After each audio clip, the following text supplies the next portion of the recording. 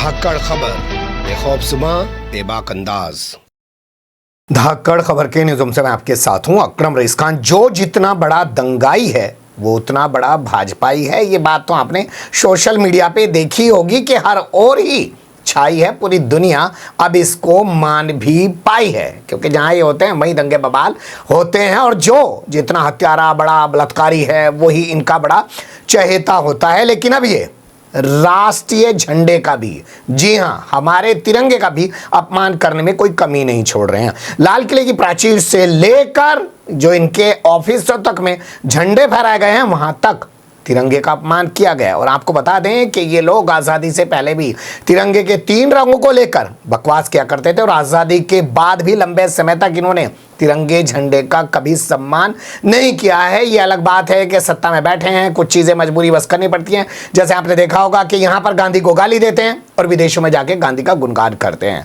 तो कैसे कैसे लाल किले की प्राचीर से यानी कि प्रधानमंत्री नरेंद्र मोदी पर सवाल उठ रहे हैं, विपक्ष हंगामा खड़ा कर रहा है। कैसे हंगामा कर रहा है वो भी आपको तस्वीरों की ज़बानी दिखाऊंगा। और इसके अलावा कहाँ कहाँ पर इन्होंने किस किस तरीके से भारतीय जनता पार्टी के झंडे के सामने तिरंगे को अपमानित करने का कुकर्म किया है, अपराध किया है, उससे भी आपको रूबरू कराऊंगा। और साथ ही यह भी दिखाऊंगा कि प्रकृति इनको सबक सिखा रही है। जी हां, कुदरत ने इन संस्कारी पार्टी के कार्यकर्ताओं को सबक सिखा डाला है। कई सारे अस्पताल पहुंच गए हैं।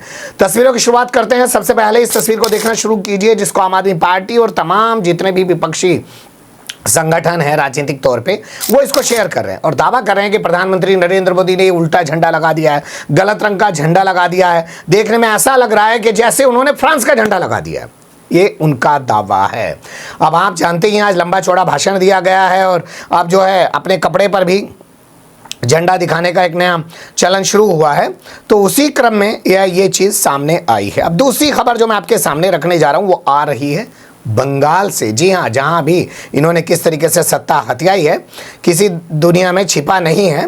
और ममता बनर्जी के साथ क्या कर रहे हैं वो भी किसी से ढका छुपा नहीं है। महुआ मोइत्रा अगर गेस्ट हाउस में रुके हैं तो रात को 10 बजे संस्कारी उसको बाहर निकलने पर मजबूर कर देने, कहते भाग जाओ यहाँ से छोड़कर।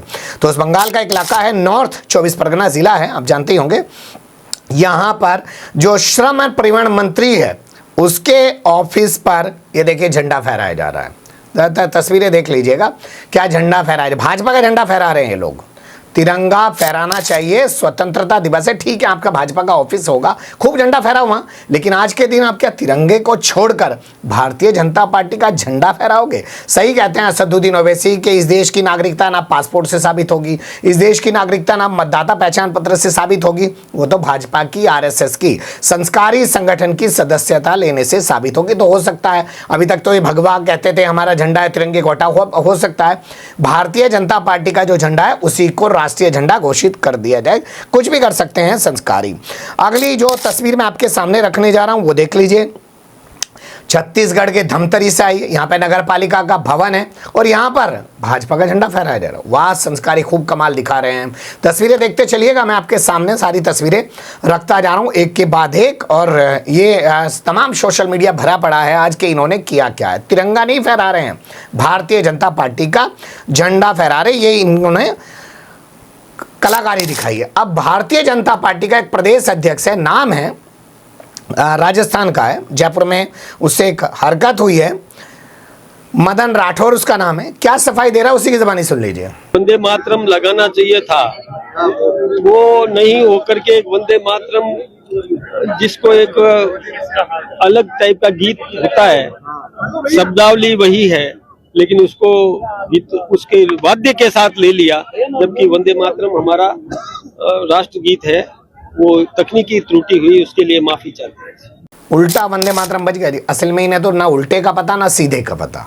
सच्ची बात यह ना, ये लोग पढ़े लिखे होते हैं ना, ये समझते हैं चीज़ों को। मुंह है इनके सामने, कुछ भी बोल सकते हैं और इनके खिलाफ कोई कार्रवाई भी नहीं होती। आप जानते हैं झंडे का अपमान करने पर कार्रवाई बनती है। बताइए, अगर हमारे तिरंगे को छोड़कर ये अपनी भारतीय जनता पार्टी के झंडे फहरा रहे हैं, वंदे मातरम भी ये गलत गलत बजा रहे हैं और बाद में उस पर माफ़ी मांग रहे हैं, तो क्या इनके खिलाफ कोई कार्रवाई हो? कोई कार्रवाई नहीं होगी भाई, ये संस्कारी संगठन के लोग हैं। अगली तस्वीर में आपके सामने जो तस्वीर रखी हूँ वो बड़ी कमाल की गजब की तस्वीर है और उसे आप ये कह सकते हैं कि भाई ठीक है, कानून अपना काम भले ही ना करता हो, भाई चुनाव आयोग अपना काम नहीं करता, अदालतों में मामले जाते हैं, वहाँ पे कुछ नहीं होता, मीडिया दल्लागिरी पर उतरा हुआ है, संस्कारीपना दिखा रहा है रात दिन, लेकिन कुदरत इंसाफ कर दी। ये तस्वीर देखिए, एनडीटीवी इंडिया की रिपोर्ट के मुताबिक मध्य प्रदेश का देवास जिला है, वहाँ पे भारतीय जनता पार्टी के संस्कारी तिरंगा यात्रा के नाम पर वही अपने भगवा झंडे लेकर, बताया जा रहा है रिपोर्ट में, निकाल रहे थे और अपना ढम ढम ढम डीजे बजा रहे हैं, ये कर रहे हैं, वो कर रहे हैं, और उसी दौरान मधुमक्खियां भड़क गई। जी हाँ, वही मधुमक्खियां जिनका शहद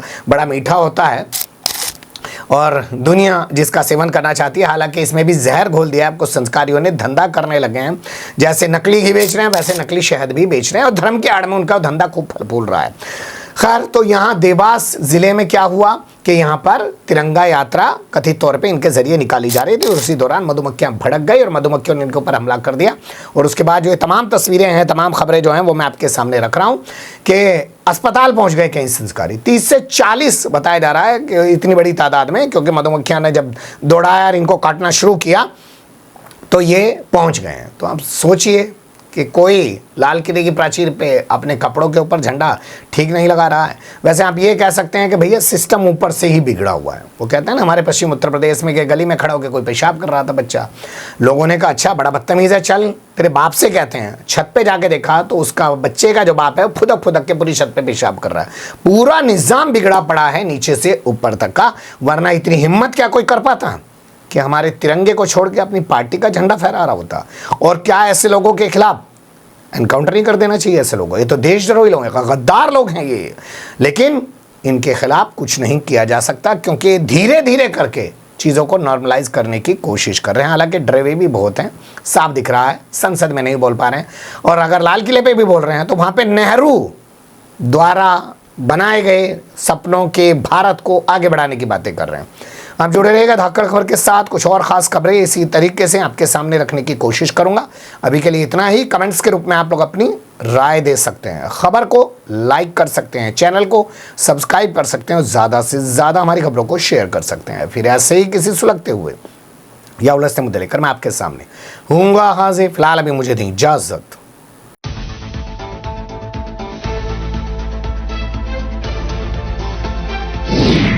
धाकड़ खबर, बेखौफसमा बेबाक अंदाज।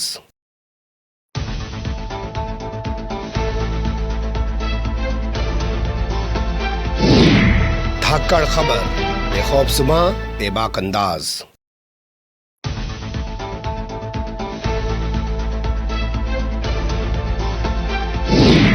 धाकड़ खबर, बेखौफसमा बेबाक अंदाज।